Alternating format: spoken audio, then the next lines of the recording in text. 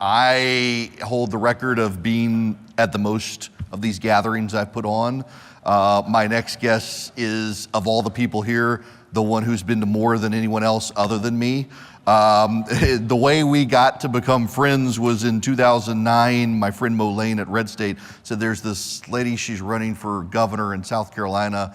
I don't know that she can win, but we should help her. And she's a state representative running against the entire establishment in South Carolina. And she won.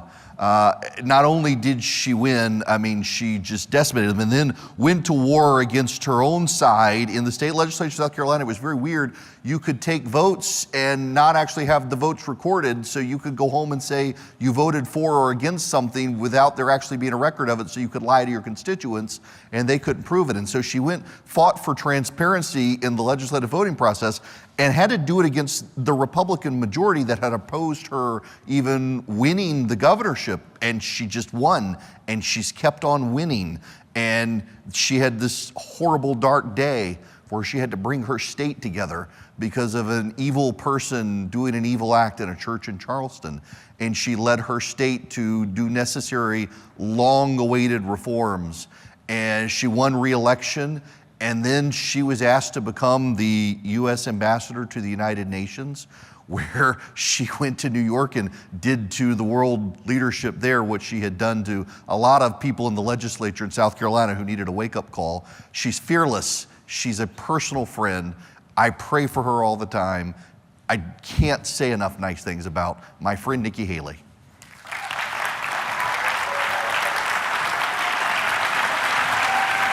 And my mom says you give the best hugs. Oh, that's Christy. They're doing good. They're all doing good. Another great crowd. Good job. Thank you so much. First of all, thank you for coming. And before I ask anything else, I need to ask about your husband. And how is he doing? Well, my husband, he was a combat veteran who deployed to Afghanistan, and several weeks ago I dropped him off at 4 a.m. for another year-long deployment. And I will tell you, I watched him and 230 soldiers pick up their 2 duffel bags of belongings to load a bus to go to a country they've never been, all in the name of defending and protecting America.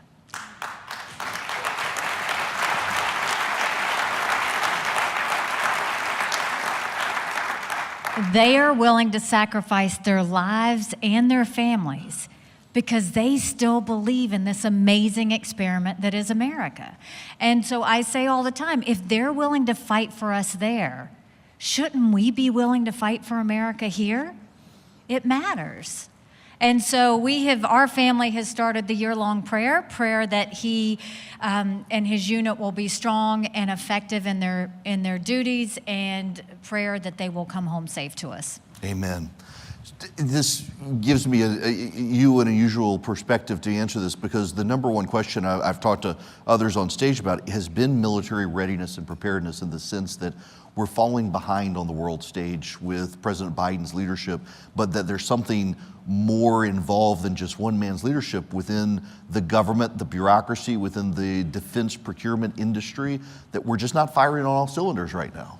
I think the first thing we have to talk about is the fact that my parents raised me to take care of those who take care of you. And I'll ask you if we're taking care of those who take care of us. Today, 33,000 veterans are homeless in this country. 1 in 3 of our heroes suffers from PTSD or thoughts of suicide. We lose 22 heroes a day to suicide. If a veteran needs to get a doctor's appointment at the VA hospital, on average, it takes 29 days. Why 29 days? Because on the 30th day, they can go to the doctor or hospital of their choice. So halfway through the 29 days, they get a call to reschedule, and the clock starts all over again. It's shameful how we treat our veterans. So what I can tell you is, it's also important that we understand. On TV, you love to see when our soldiers come home and it's a blessed day and having our families get back together. But the real work, Erick, is when we actually get home. The transition is tough. When Michael came home from Afghanistan, he couldn't hear loud noises. He couldn't be in crowds. Life had passed him by for the year that he was gone, and he didn't know how to transition in. We can't just love our military members when they're gone. We have to love them when they come back, too. And so the way that I think we deal with it is we should make sure that we have telehealth so that they can get the mental help they need right when they need it. We should make sure they can go to the doctor and hospital of their choice. They have earned that right. We should make sure that their spouses are taken care of so that they never have to worry that their spouse is going to be left alone without any care. And the way that I will personally make sure that we fight this fight is I think every member of Congress should have to get their health care from the VA, and you watch how fast that gets fixed. Amen.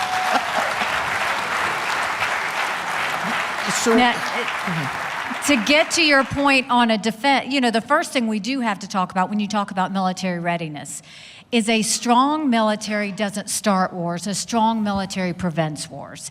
And so what we need to do with that is it's not that you just throw money at the Department of Defense. That's not the answer. Department of Defense is bloated too.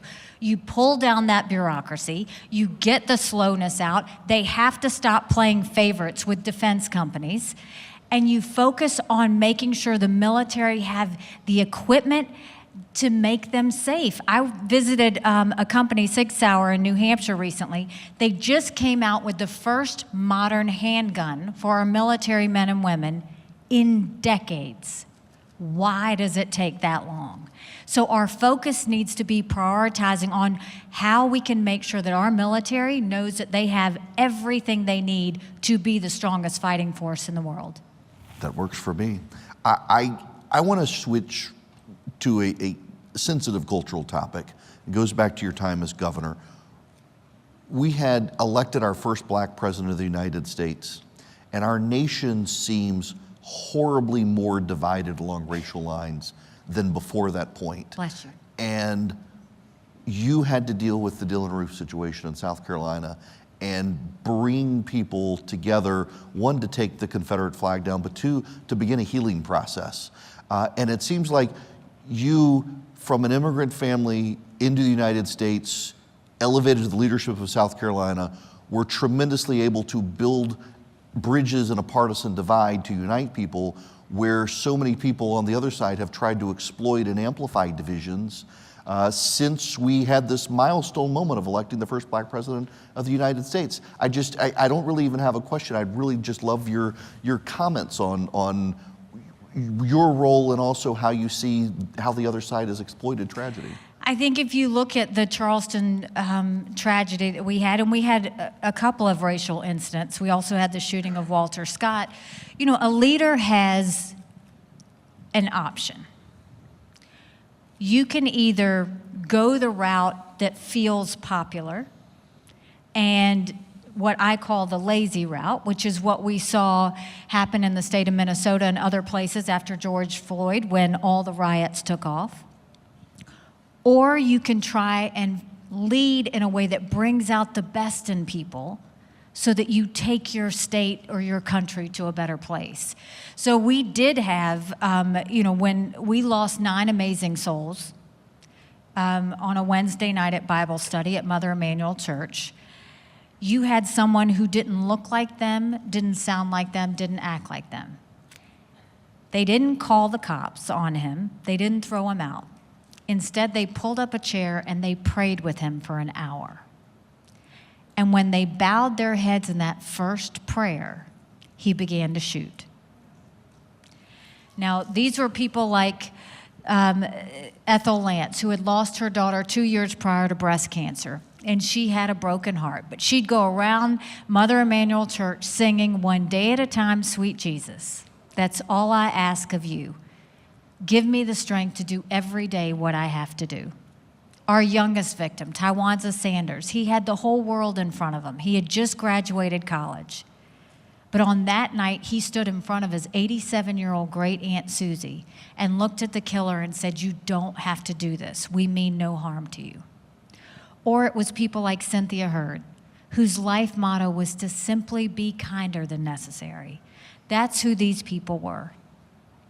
Now, I could have gone the route of saying, we're going to go and we're going to blast this and really, divide your people. Or you could say, how do I take the people to a better place? I knew that half of South Carolinians saw the Confederate flag, and the murderer came out with his manifesto holding the Confederate flag, which is what made that really come to light.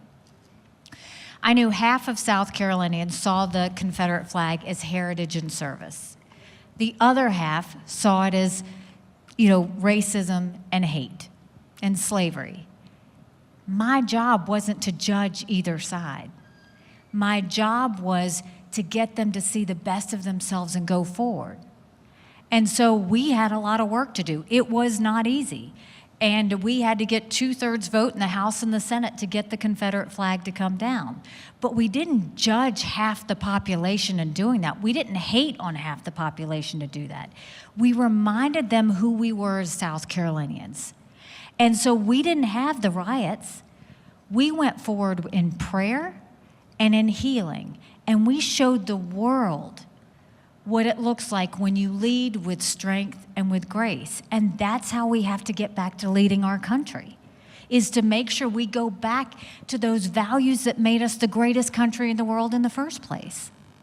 You say grace and strength, and when I describe you to friends of mine, I always say fearless. You're Daniel in the lion's den so often in your life and politics, with the old guard in South Carolina politics, and then at the United Nations, serving for President Trump. To get in there, and I remember the reactions of so many people when, Donald Trump just wanted to put you somewhere. We'll put you at the United Nations.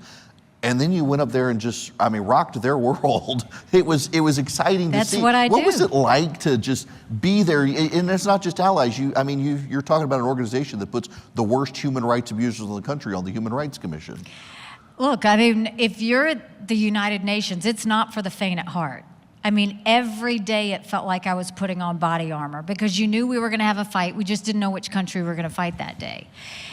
And so if you look at the United Nations, the concept of the United Nations, when it started, was good. You put 193 countries in a room in the name of peace, and good things should happen, right? But the reality is, those 193 countries don't share the same values. They have different priorities. And so for me, when I went in there, I wanted those countries to know what America was for and what America was against. I didn't care if they didn't like me, but I wanted them to respect America. And we got to work, and we pushed hard on pulling ourselves out of the Iran deal.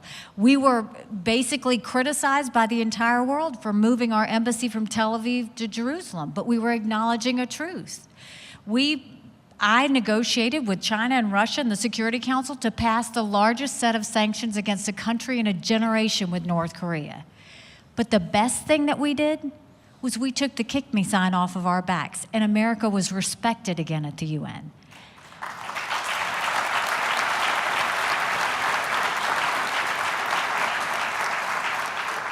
To get that respect, you don't get it with weakness. You don't get it by being isolated. You get it by having strength and having moral clarity. It is important for us always to remember that we have to know the difference between good and evil. We have to know the difference between right and wrong. That is, bless you, that is moral clarity. And in order to do that, you have to show strength. And right now you see a lot of people, and you'll see a lot of candidates on that stage that want to take the lazy way out and say, we don't need to worry about our friends. Yes, we do need to worry about our friends. Because guess what? Don't be so arrogant to think that a 9/11 can't happen. We witnessed it. We know how that happens. We have to make sure we do everything we can to prevent war. And the only way you prevent war is by having a strong America. How do you answer the question? And I do think for the former vice president, for you as President Trump's former UN ambassador, it raises the question of, with him running again, how do you explain to people why they should now vote for you instead of returning him to office? Look, I think that President Trump was the right president at the right time. I agree with so many of his policies. But at the end of the day, We have to win in November. And it is time to put that negativity and drama behind us. We can't keep talking about the past. We have got to talk about how we are going to take America to a new future that is full of peace and law and order and opportunities for our children. And in order to do that, we have to have a new conservative leader. We have to have a new person that's going to go forward and start giving us solutions. Republicans have lost the last 7 out of 8 popular votes for president. That is nothing to be proud of. We should want to win the majority of Americans. Our solutions are the right ones. We know what it takes to lift up everyone, not just a select few. I have been a 2-term governor that took a double-digit unemployment state and turned it into an economic powerhouse. I was at the UN. I didn't work with one country. I dealt with 193. It is time that we start getting ready to really take on these big issues. We look so distracted right now. And when America's distracted, the world is less safe. It is time for us to get focused, smart, and strategic. For the sake of our kids and our grandkids, we've got to do that. I want to actually talk to you about your tenure as governor, because I remember the days living in Georgia where we didn't look down to Florida as an economic rival. We had to keep looking over at you because you kept stealing the businesses we were whipping y'all's butt. You were. We were whipping y'all's butt. We had Republican governors who were like, here, we'll give you $50 billion, come build in our state. And you're like, we'll give you no regulation, come. And people were coming. I mean, Boeing and just BMW, all of these massive businesses that went to South Carolina and didn't fundamentally change the culture of South Carolina. When they did, you actually had people move into South Carolina and suddenly like, we actually like it here. We think we'll keep voting the same way. It's just remarkable, your record in South Carolina to attract business without selling out the state to do it. It wasn't easy, but it was very focused. You know, South Carolina had lost a lot of our jobs when the textile industry went overseas. And so when I came in as governor, we had double-digit unemployment. It was 11%. We had thousands of people on welfare. South Carolina was the butt of the jokes. But the goal really was, what I did was I went and first said, we're going to control what we can control first, and that was our agencies. So I replaced the head of every agency. I sent people into each agency to clean it up, bring down old regulations, clean house, get rid of the bureaucracy, get rid of problem children. And then I told those agencies, I need you to, and I gave them benchmarks. Every 90 days, they had to prove to the taxpayers what the return on investment was with that agency. And we've then started to incentivize them to give money back to the taxpayers so that they started to compete. That was really important. Then we told those agencies, if you are costing a person or a business time, you're costing them money, and that's no longer acceptable in South Carolina. And then we started selling. And I didn't want to just take companies from other states. That was too easy. I wanted to make things in America again. So we started recruiting. And, you know, by the time I left, we were building planes with Boeing, more BMWs than any place in the world. We brought in Mercedes-Benz. We brought in Volvo, 5 international tire companies, and they were referring to us as the beast of the Southeast, which I love. But, you know, the other thing that we did that was really important was I didn't want any company to come to South Carolina if they were unionized. We never wanted a unionized company. I didn't want them to taint our water at all. And when companies came to South Carolina, I said, okay, I want 2 things. One, you have to use our South Carolina small businesses to do your business. And 2, you have to take care of our people. And what I meant by that was I told them they had to do a family picnic every year to show their family members what they did. I said, you have to include your workers in the problems and solutions that you face in your company. And I said, thirdly, if you work on Sundays, you've got to give them advance notice that they're going to have to work on Sundays, because in South Carolina, we go to church. And truly, those were the things that really made us work. And, you know, it's not rocket science, but you have to really focus on that. And that's why when I'm president, what you're going to see me do is we are going to move a lot of the functions of the federal government down to the state level. Think education, think healthcare, think welfare, think benefits. Move that down to the states. What you do is you reduce the size of the federal government, you save us money, you make it more efficient, and you empower the people in the states. That's how it was intended to function. You look at the fact government was intended to secure the rights and freedoms of the people. It was never meant to be all things to all people. And right now you have a government that functions like that. And Washington politicians who've never seen a dollar they don't want to spend. And so I think we have to send this back down to the people and let governors manage it, because it will be managed better. And for the first time, we will make sure that people feel like government works for them and not the other way around. I abhor inviting candidates to come and interpose with other candidates. Some members of the media are mad because I don't want y'all to have to talk about the former president or about each other. I want to talk about you. But you and Senator Scott, both from South Carolina, I just am struck by the place that fired the first shots in the Civil War has presented two top-tier Republican candidates, one who's descended from slaves, one who is of ancestry from India. And it seems like we don't appreciate enough how much the Republican Party and the nation has moved that we could have our first black president and have the Republican Party from South Carolina fielding two non-white candidates for president of the United States. It seems like we don't pat ourselves enough on the back for the progress we've made. We anchor ourselves too much to past sins. The hardest part that we have right now, that we have to overcome, is this national self-loathing that has taken over our country. The idea that they say America's bad, or that it's rotten, or that it's racist. I was elected the first female minority governor in history. America's not racist, we're blessed. Our kids need to know to love America. They need to be saying the Pledge of Allegiance when they start school every day. We have to go back to that national purpose and the values that made our country great.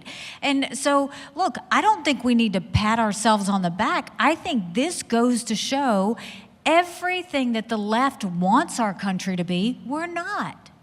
We basically are focused on how to lift up everybody. That should be always what we do. And so I'm going to continue to talk about the blessings of America. Are we perfect? No. But every day we should strive to be more perfect. And I think that that's what, the Republican Party is doing. That's what we'll continue to do. I know the media loves to talk about Trump, and the media loves to kind of have this back and forth. But I'll tell you, we've done over 80 town halls in New Hampshire and Iowa. And Erick, not one of them are asking me about Trump. Not one of them are asking me why I'm running against him or anything else. What they are talking about is inflation, and why groceries and gas are expensive, and why there's so much spending, and why they are having a hard time paying their utility bill, or why half of our families can't afford diapers. They're talking about the lack of transparency in the classroom. They're talking about a lawless border that makes no sense whatsoever. They're talking about crime on the rise. And they're talking about the fact that China is having their way with us and we're not doing anything about it. Those are the things normal Americans talk about. And those are the things we continue to address in our town halls, because I think that's what the American people want to talk about and hear.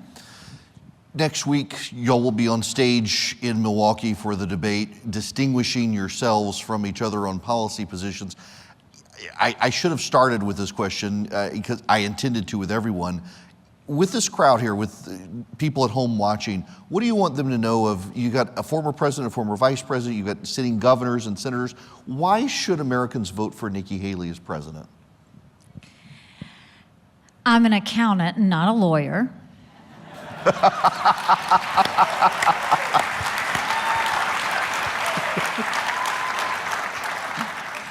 I have been a two-term governor that understands how a chief executive looks at things. I have negotiated across the table from China and Russia and understand why that's important.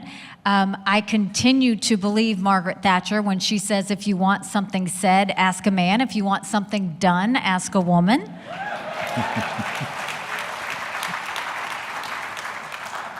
And I believe that America is ready for new, strong, conservative leadership. I know the domestic side, I know the foreign policy side, but I also know that America looks so distracted. And when America's distracted, the world is less safe. It is time for us to get our house in order. We are $32 trillion in debt. We are having to borrow money just to make our interest payments. Now, I would love to tell you that Biden did that to us, but I've always spoken in hard truths. Our Republicans did that to us too. You look at that $2.2 trillion COVID stimulus bill that they passed with no accountability whatsoever. They expand welfare that now gives us 90 million Americans on Medicaid, 42 million Americans on food stamps. And did Republicans try and make it right? Nope. They doubled down and opened up earmarks for the first time in 10 years, passing through 7,000 of them last December. I just looked at, want to know how they spent your money? $30 million on an honors college in Vermont, $10 million to tear down a hotel in Alaska, $7.5 million on a courthouse in Colorado, and the list goes on. And now for the 2024 budget, Republicans have put in $7.4 billion worth of port projects and earmarks. Democrats have put through $2.8 billion. Now you tell me who the big spenders are. All while 1 in 6 American families can't pay their utility bill, 60% of Americans are in credit card debt. Something has to give. They have to understand the value of a dollar. You look at the fact that in our education system, everybody's talking about COVID. No, we had problems with education before COVID. Pre-COVID, 67% of our 8th graders in this country were not proficient in reading or math.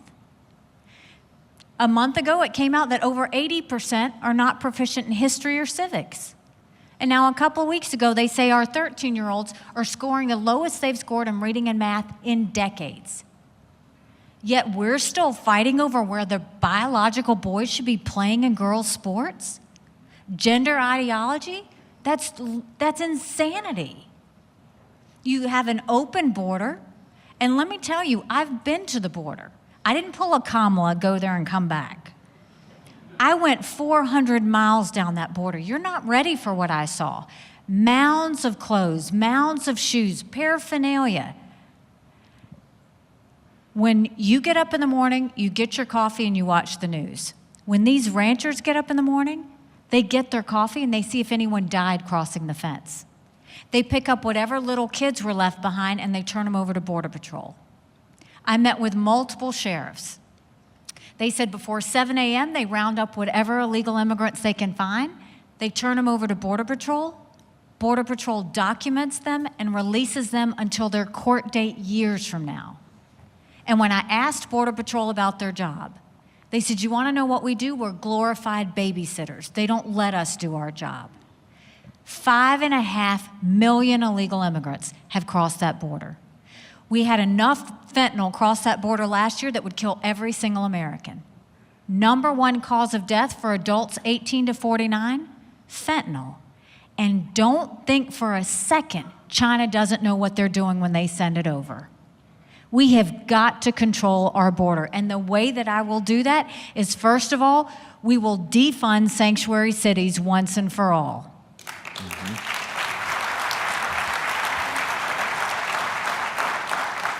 Instead of 87,000 IRS agents going after Middle America, we'll put 25,000 Border Patrol and ICE agents on the ground and let them do their job. We will make sure that we go back to remain in Mexico, because guess what? Nobody wants to remain in Mexico. We will end catch and release, and we will start catch and deport. We have to secure our border. It is a huge national security threat, and we've got to get that done. And then we have to start dealing with the fact that our number 1 national security threat at this time is China. And literally, nothing is being done. Trump did a good job of getting attention on China's trade practices, but he didn't do near enough on the fact that they have bought 400,000 acres of U.S. soil. most recently near Grand Forks Air Force Base, where our most sensitive drone technology is. They're putting millions of dollars into our universities to steal our research and spread Chinese propaganda. You've got the fact that they are using their Chinese front companies to lobby members of Congress. And then 90%, we all were like shocked when a Chinese spy balloon went overseas, right? Over our country. It was a national embarrassment. But did you know 90% of our law enforcement drones in America are Chinese? So you've got all these little spy balloons around that can send data back in a heartbeat. You've got enough fentanyl that's crossed the border that surpasses the Vietnam, Afghanistan, and Iraq wars combined in deaths. 75,000 Americans died last year, and we're not doing anything about it.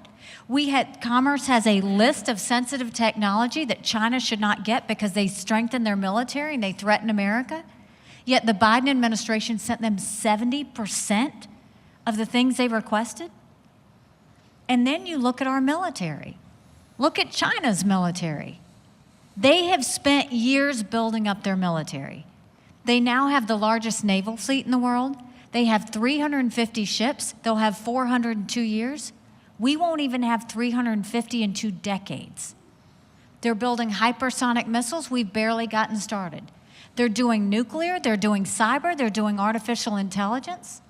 And now they're the biggest developer of neurostrike weapons, which can go and engineer and change brain activity for military commanders or groups of the population. What's it gonna take for us to wake up? Yet you've got Janet Yellen saying we should do more business with China. It shouldn't be a winner-take-all scenario. We should play by the rules. I've dealt with China. When their lips are moving, they are lying. They've never played by the rules. They believe in a winner-take-all scenario. They don't see us as a competitor. They see us as an enemy. We need to wake up. The first thing you do is you look at it through a national security lens. We need to make sure we stop selling any U.S. soil to China and pull back all the land that they've already taken.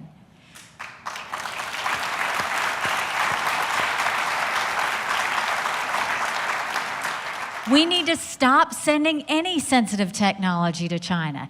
And it's not just China. No foreign entity should be lobbying Congress. That's what ambassadors are for. There is no reason we should have any foreign country lobbying Congress. We'll stop that immediately. We need to make sure that we're building up our military. I will say it again, a strong military doesn't start wars, a strong military prevents wars. We will go to our universities and we'll say you either take Chinese money or you take American money, but the days of taking both are over. We will pull that Chinese infiltration out of our universities.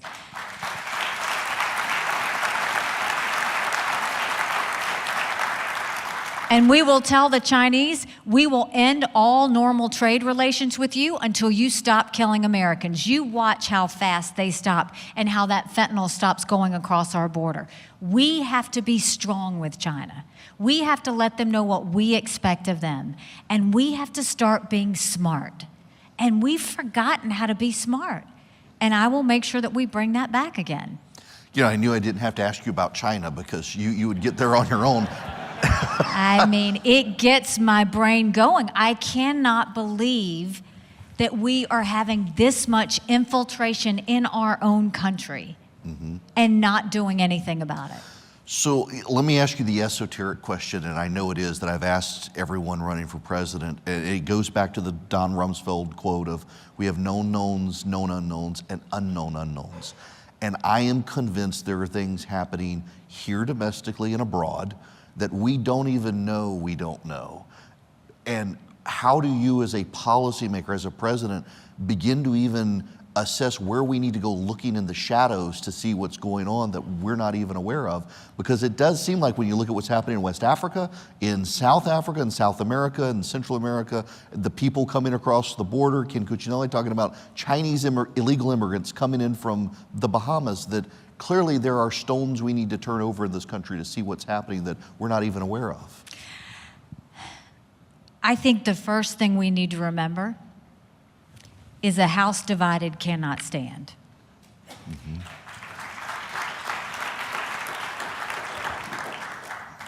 We need to focus on what it takes to have a strong America. And I think that in the past, wars have been fought land, air, sea. We need to be paying attention to cyber. We need to be paying attention to artificial intelligence. We need to be paying attention to space. That is the new frontier. That is what we need to make sure we're very focused on. I don't know if you saw recently, China has embedded malware into our network systems. They've put in a code that our officials, that our government can't find. So now I want you to think about our power grids. Think about our water supply. Think about our communication systems. That's what we're talking about. Those are the things we need to focus on. You have to protect Americans. Every U.S. president's first goal should be to protect American lives, protect American sovereignty, and protect freedom. And that's how we have to start looking at things going forward. That's not happening today. That hasn't happened in many years. That's what I will make sure we do as president. Let me shift gears dramatically away from policy and national security just to the campaign trail. I mean, what is it like to not be a candidate for a governor having to hit counties in one state, but to hit 99 counties in Iowa, plus go to New Hampshire, return to South Carolina? I mean, what is your day like running on the campaign trail? Not a lot of sleep, I'll tell you that much. I really appreciate how hard it is. I appreciate how grueling it is, because there are no shortcuts when it comes to president. There should never be shortcuts when it comes to president. We've put in the hard work. The reason I've done 80 town halls, the reason we continue to do all that we do, is because you should have to touch every hand. You should have to answer every question. You should keep going back over and over again until you've earned their trust and their support in terms of where we're going to go forward. And I will tell you, there are candidates that fly and do rallies and leave. There are candidates that try and take shortcuts. We haven't done that. I think I'm the only candidate that's still flying commercial. We've been on a lot of JetBlue and Spirit Air. We've stayed in a lot of Garden Inns. But at the end of the day, I think the biggest way to see what kind of leader someone will be, watch how they campaign. Watch if they do the hard work. Watch if they understand that you have to earn the support of every single American. That's when you really show what your grit is made of. I did that when I ran against the longest serving legislator in a primary in South Carolina. I did that when I ran against all those candidates for governor. And I'm doing that when we run for president now. This is a marathon, it's not a sprint. The media would love for you to believe this whole election is over. It's just not true. We're just getting started. And the debate that's going to happen next week is going to be the first chance for you to start to see what your options are. And then it's off to the races. And so, look, no one's going to outwork me in this. No one's going to outsmart me in this. We have a country to save, and I'm determined to save her. I've got to offer you a compliment that I haven't mentioned today to any of the other candidates, but it's always struck me with you, and it sounds very much like, I'll jump off here and talk about Bill Maher from HBO. He's a liberal. I disagree with him in a lot. And I always thought it was remarkable the number of people who had worked with him for so long. When you have these high maintenance people in Hollywood who their staff turnover so long, you have an incredibly loyal staff and surrounded by incredibly loyal people who are deeply committed to you. And it really sets you apart, I think, from so many people in politics on both sides, that you got people working with you who they want to work for you. I am so proud of our team. And, I have people who have been with me from the governor's office, that went with me to the UN, that are here, but it's because they understand service. They know this is more than just about a person. They know this is about the fact that God gave us one life, And we have to make the most of that life. And the best way to make the most of that life is to focus on serving others and lifting up others. And so I am blessed. I think I have the smartest, most talented, mighty team. We don't have the teams the size of the other guys, but we don't need the team the size of the other guys because we know how to work harder and smarter. And, I think that, again, it says a lot. When you have loyalty, that means they know that you're doing it for all the right reasons. And that means they want to be part of something bigger. And that's what we're trying to do. When I say we have a country to save, I mean it. Somebody asked me why I was running, and I said, my parents came here 50 years ago to an America that was strong and proud and full of opportunities. I want them to know that country again. I'm doing this because for Michael and his military brothers and sisters, they need to know their sacrifice means something. They need to know that we love our country.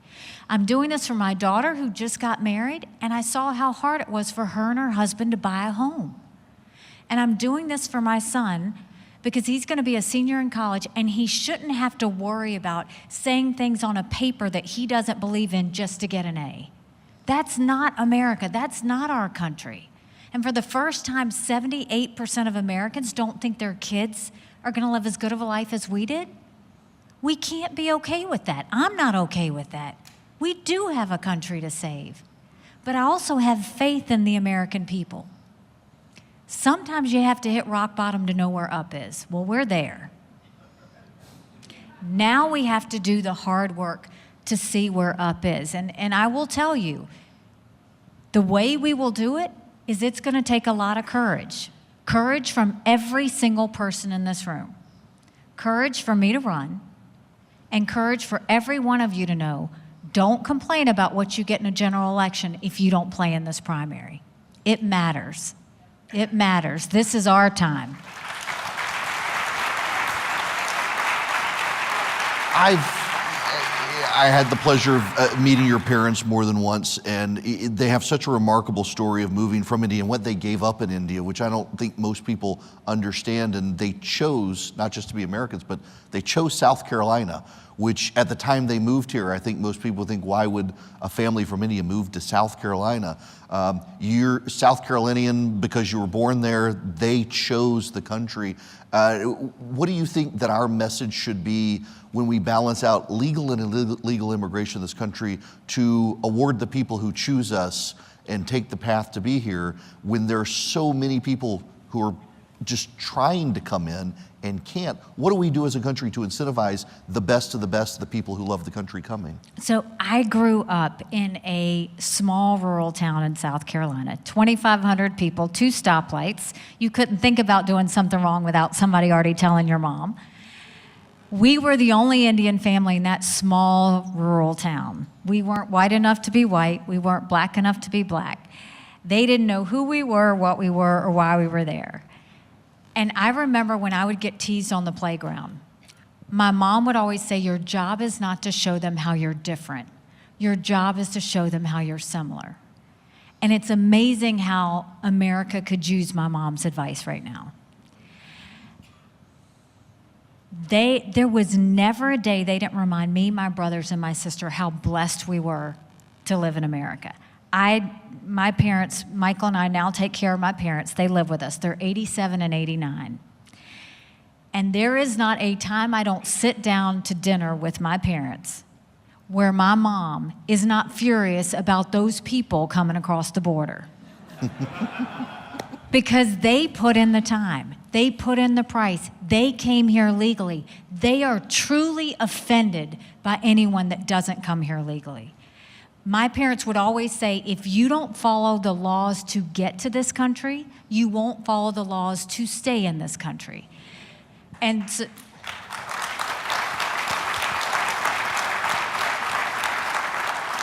what we have to remember is there's a lot of people that are doing it the right way. You can't cheat and get here by coming illegally. You just can't. They need to get in the back of the line and come in just like everybody else. And the other thing is, when it comes to legal immigration, we need to be smart about that too. I'm tired of them saying, oh, we're going to let X number this year. We're going to let X number next year. That's not the way you do it. You do it based on merit. What do our businesses need? What workers can they not find? And then you do it based on that. That's what builds up your economy. When you do it based on merit, then you're not only helping those that come, but you're helping the economy in our country, that way as well. And so I think, America has lost her way on a lot of different issues.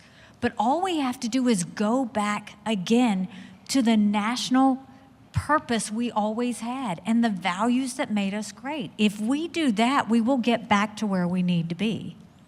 All right, I have one last question for you, and it's one I've always wanted to ask you, and I've never had the opportunity to really ask you.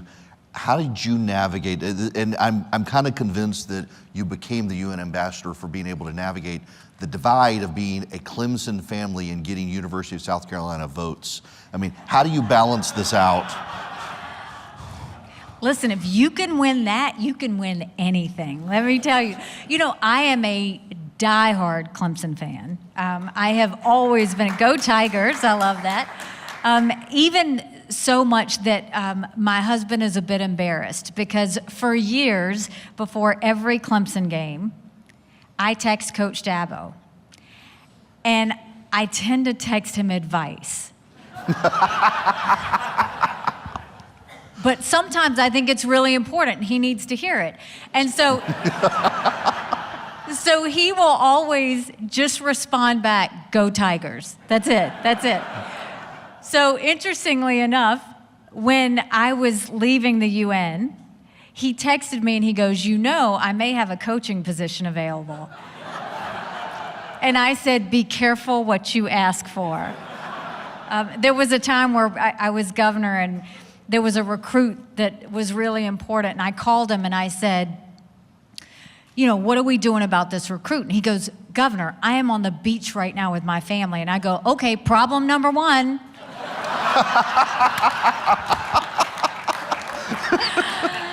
And then when I did become governor, we had the rivalry game between the Tigers and the Gamecocks.